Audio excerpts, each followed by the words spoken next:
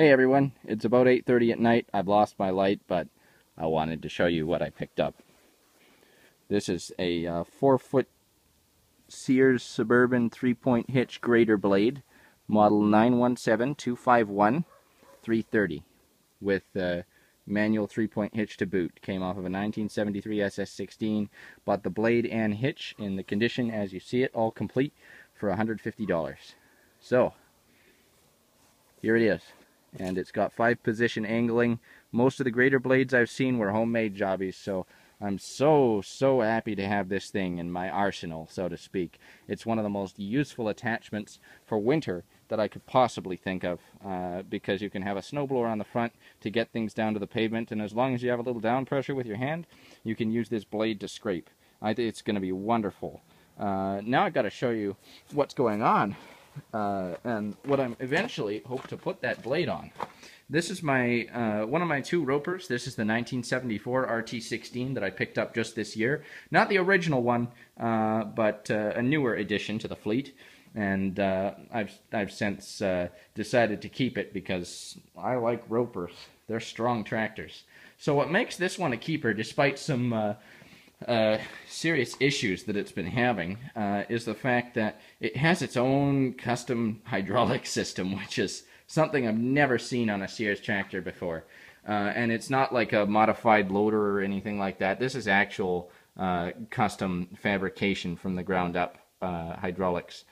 So here I'm pointing my flashlight at the pump. It's mounted in 2 places. There is using the modified snowblower bracket. And then down there with 4 bolts, 2 on either side. Well, I guess it's only 2. 2 bolts down there through the foot plate to secure it there. And the tension works by just unscrewing the mount bolts for the pump, 1 on either side right there. It's got a built-in reservoir that's full of watery type F that I have to change out. And the belt runs off of the 3rd pulley there. So the hydraulics run back here to a control that's been mounted on the fender. It's a 2-spool control. The first spool drives a hydraulic cylinder that's mounted in place of the electric cylinder on a 3-point hitch, and this actually works. I've tried it. It's so awesome. And the second spool was just kind of made and then teed off there. It's got plugs in the end of it.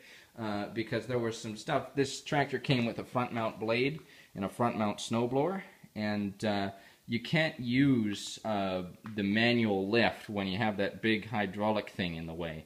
And so a conversion was started for the snowblower and the blade to run a second hydraulic cylinder and as a lift cylinder. And I actually have the blade and the snowblower for this thing.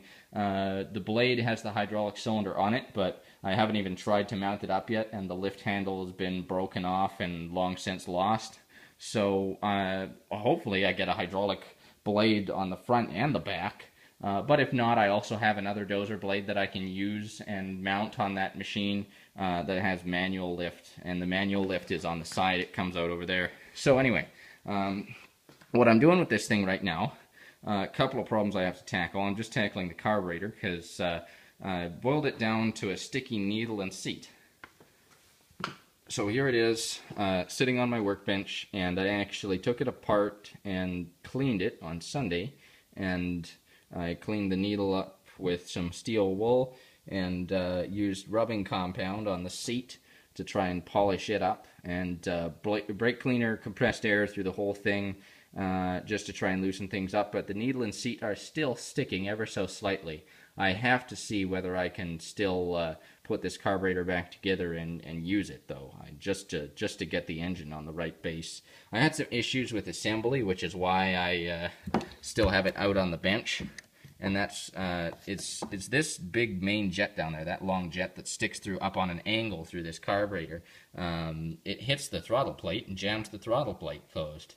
And I couldn't really think of it. I was a little befuddled, so I closed up shop for the day. But I'm going to come back to this when I have a better idea of what I did wrong, and assemble this thing properly, get it back on the tractor, get it running. I have a new intake gasket that I cut, and then it goes back on the tractor, and I can start getting the engine all up to speed. It had clean oil in it, although it barely had any. Yeah, it's just down to the add line there.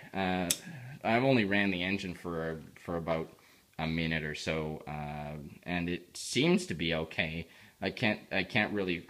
I have no real comment because these cast iron engines always have some sort of valve clatter or something like that. But this thing will go back together soon, and then my next problem is with this high-low range selector lever, which is loose now, and it's not really connected to anything because the brackets that hold it in are missing, so I'll have to just basically insert new brackets there, no big deal, I have them.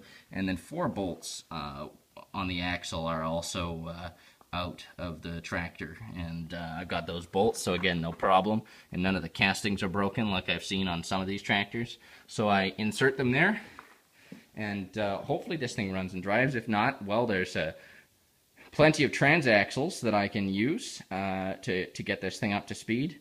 Either way, I'm real determined to fix it because of its cast aluminum construction, its strong frame and hydraulic capabilities.